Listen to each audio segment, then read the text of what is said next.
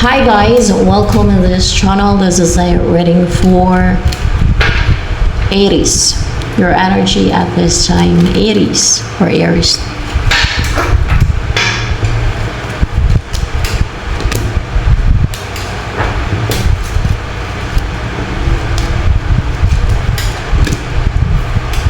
Wow, dahil nakarecover ka na from hurt, from being deeply hurt, or nasaktan, or from betrayal, or yung sa mga sinend sa'yo na mga arrows, o mga pwede din mga spell na natusok sa'yo, pumasok sa'yo, ba, ganun ba? No? Natanggal sa'yo, you will live a life na wish fulfillment, na happy ka, fulfilled, contented, and ma-enjoy mo yung buhay, no? Well, live peacefully, peaceful yung isipan mo, peaceful yung buhay mo, no? With your loved ones, your family, yan. Ano pa ang about sa'yo? Wow, na-attract mo yung mga opportunities, Aries. Mga money, offers, huge offer, ganun. Ang ganda, no? Kasi mamuhay ka ng peaceful, no? It's a blessing na eh. Peaceful, fulfilled ka, masaya, contented, blessed. See? Blessed, no? And may mga opportunities na darating sa'yo. Na-attract mo yung mga opportunities, pera, mga ganun, huge offers na ganyan. And ano tong darating sa'yo ng mga opportunities or huge offers? Yung tahimik na buhay, tahimik yung isipan mo, panatag yung isipan mo, kalmado yung isipan mo, hindi ka na may stress, hindi ka na mag-overthink, hindi ka na maka-experience ng yung hindi ka makatulog ba, no? Hindi ka na problema yung isipan mo, gano'n. Matiwasay ang buhay mo, wala kang alalahanin, ganyan. And ano pa tong opportunity na attract mo, opportunity and huge offers. Victory na klaro and intellectual yung mind mo, ikaw yung may control sa isipan mo, hawak mo ang emotion mo, yung isipan mo, kumbaga ikaw yung may control ng mind mo ba, no? Na ikaw ang hari ng buhay mo, ikaw ang may control, you take control over your life, over your mind, na hindi siya ma-manipulate, guys, ng kahit na sino man, no?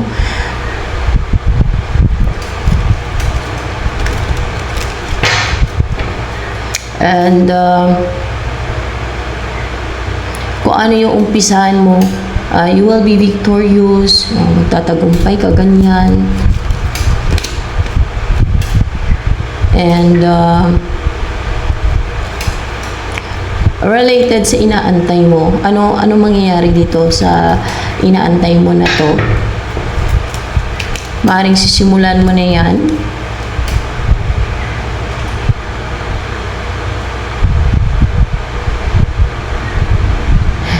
Yung nagpapadelay sa'yo, yung nagpapaantay sa'yo, hindi na yan makapag-take ng action. Hindi na yan siya makapang-manipulate, no?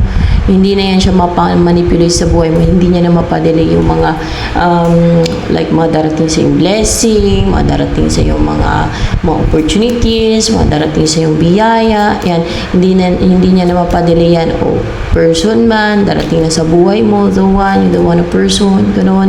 And ano pa dito yung related dyan?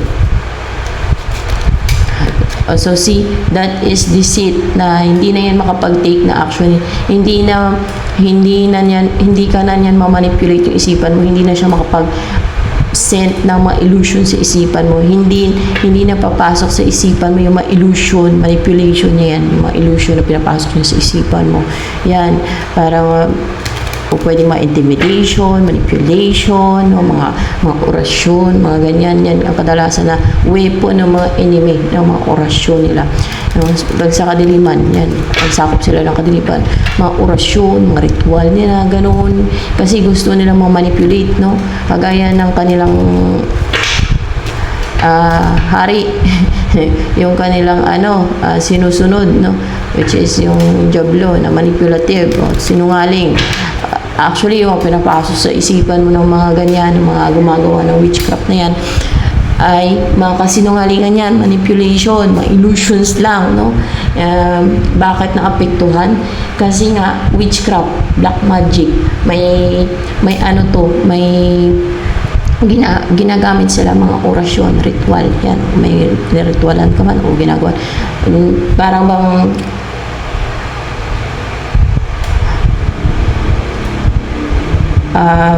hindi lang to manipulation may may kasamang kadimunyuhan, yan, kagaya ng mga palipad hangin, mga ganyan guys, no?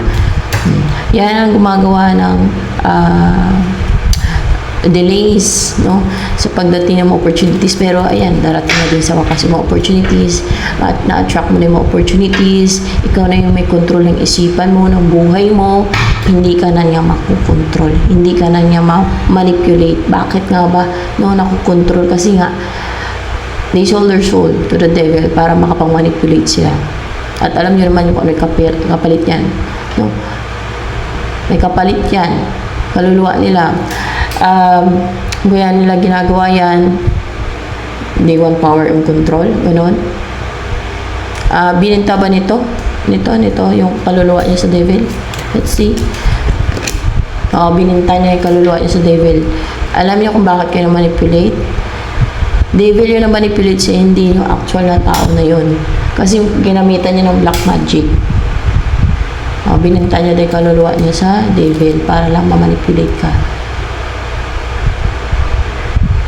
Hindi nag-iisip, no? Akala niya mabawi niya pa yung kaluluwa niya once bininta niya sa devil. May kapalit dahil lang sa gusto niya mangontrol. Ano bang gusto nito? Mangontrol lang talaga sa buhay mo. Bakit? Hindi. Gusto niya angkinin yung sayo. Baka gano'n, no? Gusto niya kasi angkinin yung sayo. Kaya gano'n ang ginawa niya. Nagbinta talaga siya ng kaluluwa niya. Hindi niya naisip ang buhay dito sa mundo ay pansamantala lamang.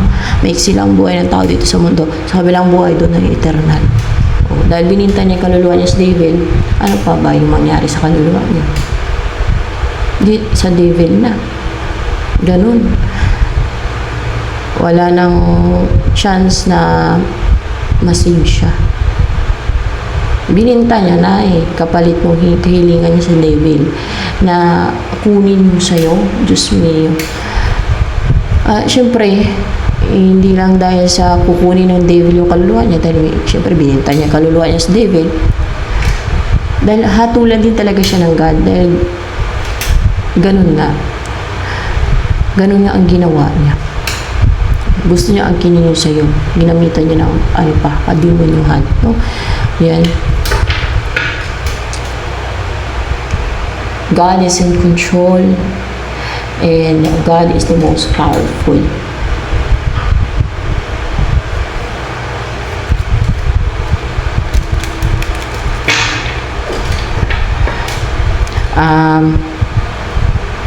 Ano ang pagbabago ngayon sa buhay mo? Ano simulan mong buhay na? Tingnan natin.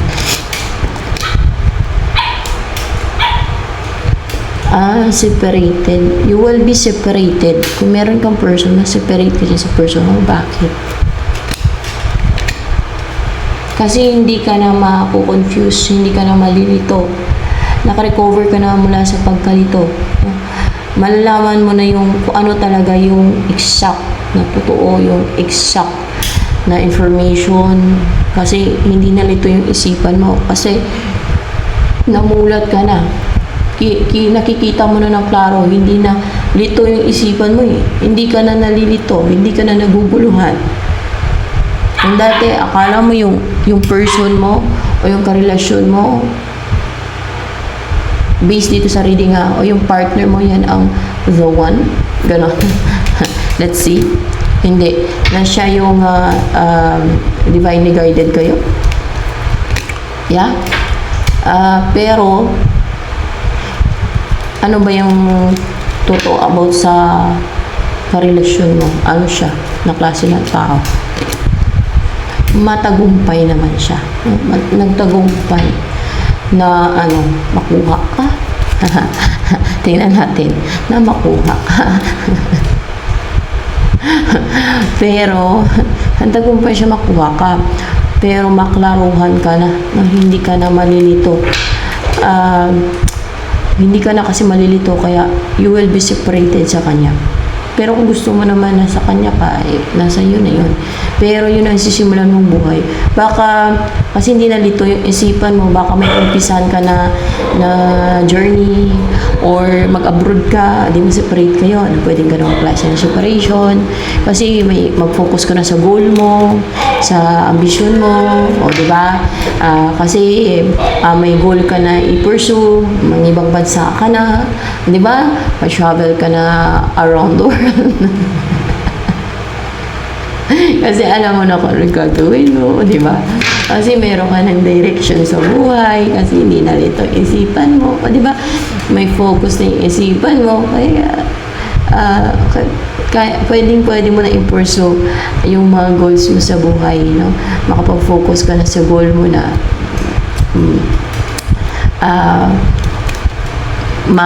nang ma-achieve mo yung mga goals mo, no? Maging achiever ka na.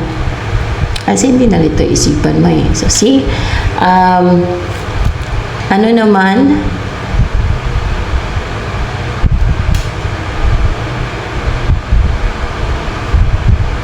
kung hindi na dito yung isipan mo, bakit maghiwalay kayo? Or ma-separate ka sa person mo? Pwede mag-abroad kayo. Or let's see. Kasi hindi naman kasi prosperous yung buhay mo sa person mo. Or parang, siguro hindi ganun hindi kompleto ang buhay mo sa kanya. Kung meron kang, parang hindi niya na ibibigay yung, kompletong buhay sa'yo. Kaya ma-separate ka sa kanya. Kasi may mga opportunities. So baka hindi kasi masagana yung buhay ninyo. O baka nga mag-abroad ka kasi hindi na masagana yung buhay ninyo. Kaya mag-abroad ka lalo kung hindi masagana yung buhay ninyo. Para bang hindi ganun ka-prosperous yung buhay mo kasama yung partner mo. Kaya siguro, i-grab mo itong opportunity. Lalo kung abroad to. No? Kasi syempre malaki ang kikitain sa abroad kumpara dito sa Pilipinas. Ganun. Kahit ako, di ba? Kung saan ang malaki ang kikitain, doon ako. O di ba? Kung saan masagana ang buhay, doon ako. Ewan ko lang sa iba. Siyempre pwede na kung sakali, kung asawa mo niyan, di ba, pag mag-abroad ka, siyempre, papadalan mo naman yan, no? Kung partner mo, ay siyempre kung nagsama na kayo, papadalan mo. Lalo kung may anak kayo. Pero kung mabait naman siya sa'yo, na kahit wala kayong anak, edi padalan mo pa rin, no? Kahit pakunti-kunti, di ba? Mag-ipon, mag-ipon para sa future. Siyempre, hindi lang pa ngayon ang dapat isipin, para din sa future. Kasi, siyempre, tumatanda ang tao, di ba? Ganon. Siyempre, kung saan maging malaki yung kikitain mo at maging abundant yung buhay mo, maging prosperous ang buhay mo, doon ka. Di ba? Kahit malayo ka sa partner mo, kahit malayo ka sa loved ones mo, para din mapadalhan mo sila ng pera, di ba?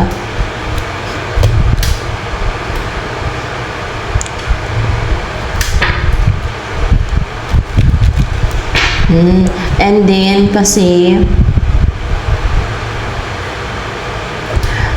magkakaroon na ng new beginning sa buhay. No? Yun na yung new beginning. Transition, new beginning, new chapter ng buhay mo. So, kasi, para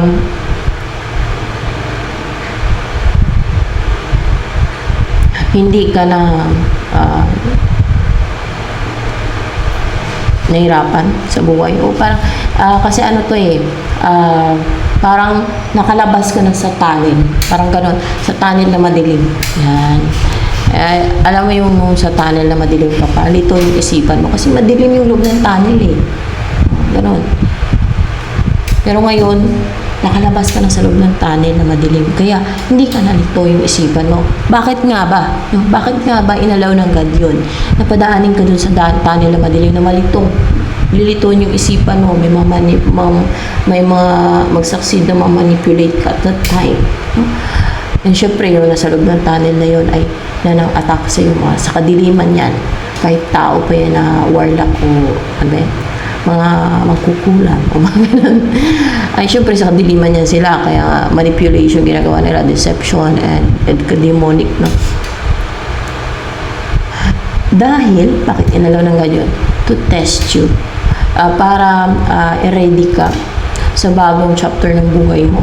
O baka may mission ka na isa ka sa pinili ng God na gagawa ng mission o magkakaroon ng mission na may mission, na pinili ka niya para mag-carry ng mission, masatuparan ng mission para gawin mo kung ano yung purpose niya sa'yo. Yan. Hindi po lahat ay may mission from God. Parang katulad, isipin niyo sa Bible. Di ba, hindi naman lahat ay may mission from God. No? Sa Bible, hindi lahat ay may mission from God. Pinipili lang ng God. No? Pinipili ng God yung bibigyan niya ng mission. Yun yung mga, guys, sumusunod sa kanyang kalooban. Yun yung mga tao na may takot sa kanya. Yun yung mga tao na kahit hindi ka pa inborn na may mission, kahit hindi ka pa kagaya ko na kahit hindi ka pa yung kagaya ko na bata pa lang, ay pinapanaginip na ng God, may mga pinapakita ng vision, may mga basta ganun kasi yung sa akin eh. Kahit hindi pa inborn yan. Tingnan nyo si Noah, di ba? Hindi naman yun inborn yung mission niya eh. Sumusunod lang talaga yun sa God eh. Di ba? Sumusunod lang talaga yun sa God si Noah at saka si Elijah, yung mga prophets. Kasi sumusunod sila sa kalooban ng God. Kaya sila pinili ng God. Kasi sila may takot sa God. Kasi takot silang gumawa ng evil. Hindi sila gumagawa ng kademonyuhan. Kaya sila pinili ng God. So paano naman? Paano naman kung gumawa ka ng witchcraft o kademonyan? Pipiliin pa ba ako ng God para sa mission? Yan ang tanong ng iba. Mayroong mga gumawa ng witchcraft dahil sa gusto nilang kung ano mang reason nila. Ang masasabi ko, baka pwede pag nagbago ka. Baka pag nagbago ka, pag nakita ng God na tuluyan ka ng bago, you offer your life to God, balik loob ka sa God, at hindi ka na masamang tao. Meron namang mga tao na pilosopo, no, mga twiran. Lahat naman ng tao masama. Hindi o lahat ng tao ay masama. Gaya sa Bible. Kaya may pinipili ang God na maging prophet o kaya ay gagamitin niya sa purpose niya. Yun ay may mga mission sa God. Kaya kay prophet siya. Di ba? Ang pinakain niya ng scroll. Di ba? Yun yung mga tao may mission from God.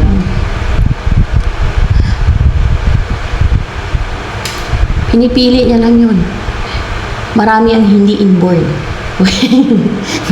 Pinipili ng God. Depende sa kanilang mga gawa. Kung ano nasa loob ng puso nila. Yan. Kung anong kanilang mga intention. Ganun yun guys eh.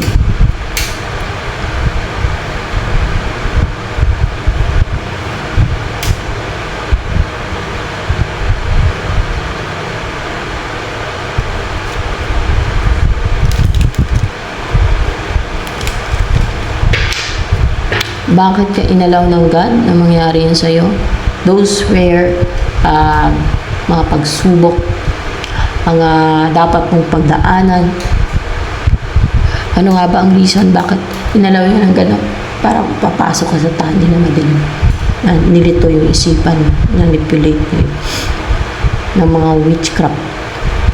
Deceit to, mga witchcraft to, sininda ng illusion sa isipan mo. Mga ano itong mga orasyon, sininda sa isipan mo, mga ritual, mga ginawa nila. Ano bang reason? Dahil kailangan mong pagdaanan. Let's see Yes, kadalasan talaga kailangan mong pagdaanan yon. Walang madali Pag nasa side ka ng God, walang madali bago niya ibigay sa'yo kung anong purpose niya sa'yo. Bago mo umpisan kung ano yung purpose niya sa'yo. Kung ano talaga yung life purpose. Kung ano yung purpose niya sa'yo. Isipin mo, isa ka sa pinili ng God. May purpose sa'yo ang God. Kasi sa Bible, kung basahin nyo ang Bible, hindi lahat ay may purpose ang God o may mission kinikerry from God. Yung iba, yung mission nila galing sa kadiliman, no? Di ba? Galing gumagawa ng witchcraft. Yun talaga yun pero yung sa God, pinipili ng God Kaya kay Noah, si Prophet Chat, si Elijah, pinili lang yun ng God kasi dahil sumusunod sila sa kalooban ng God. Lumalayo sila sa paggawa ng mga evil. Ayaw nila kasi takot sila sa God Kaya ayaw nila gumawa ng evil. Of course, they're not manipulative.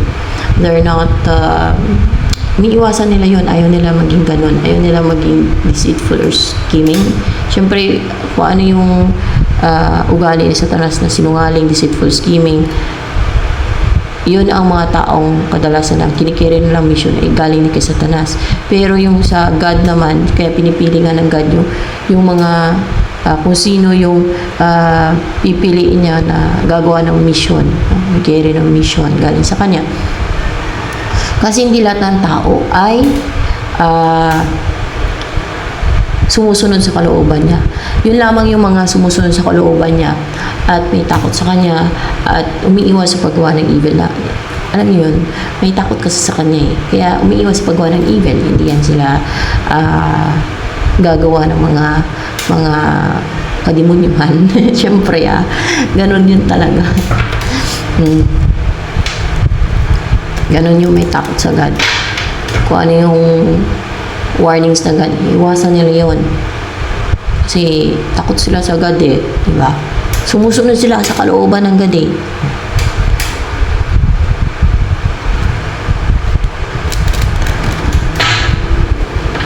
And talagang yun, dapat mong pagdaanan. Dahil doon, nalagpasan mo na yung mga challenges, sabihin na natin pagsubok o challenges, na dapat mong pagdaanan. Ano na ang mga darating sa'yo? Yung darating naman sa'yo, itong mag-risk, o pwede ikaw itong mag-risk, o may mag-risk sa'yo, anong gagawin itong mag-risk na ito? Na fearless siya na mag-risk guys, very interested siya talaga mag-effort sa'yo continuously kasi natapos mo na yung dapat mong pagdaanan. Oh my gosh, ang ganda talaga. Oh my god, ang ganda guys. See, wow, nalagpasan mo din guys, nalagpasan mo din. So hopefully na lahat ng mga dumadaan sa mga pagsubok ay malagpasan yung mga pagsubok. Yan. Magtagumpay na malagpasan yung pagsubok at makapag-umpisa na kung ano yung purpose ng God. Sa mga taong gustong bumalik sa Diyos, magbalik sa loob sa Diyos, alam nilang nagkasala sila, ay it's not too late pa para magbago kayo. So, kaysa antayin niyo sa mga ganun sa mga ganun lang na tao yung paparusahan na lang kayo, itatapon kayo sa impyerno sa walang buhay, di ba? Kaya habang maaga pa magbago. Madami naman ang nagkasala pero nagbago na ng tuluyan at hindi na binalikan ang pagkakasala. Yun ang mga napapatawad ng Diyos. Yan. So, yan. Ito na lang guys for Aries.